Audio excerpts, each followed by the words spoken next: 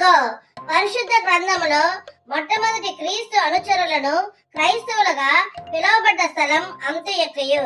అపొస్తలుల కార్యములు 11:26. పరిశుద్ధ గ్రంథములో మొట్టమొదటిగా శపించబడిన జంతువు సర్పం.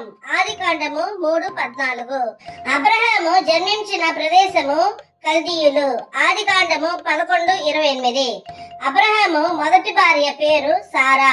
ఆదికాండము 11:31. జీవము గల ప్రతివానికి తల్లి హవ్వ.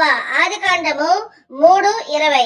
పరిశుద్ధ గ్రంథములో ముత్యము కంటే అమూల్యమైనది అని గుణవతి అయిన భార్య గురించి చెప్పబడిన సామెతలు 31:10. పరిశుద్ధ గ్రంథములో మొట్టమొదటిగా క్రైస్తవ హతసాక్షి స్టెఫెను. అపొస్తలుల కార్యములు 7:59-60.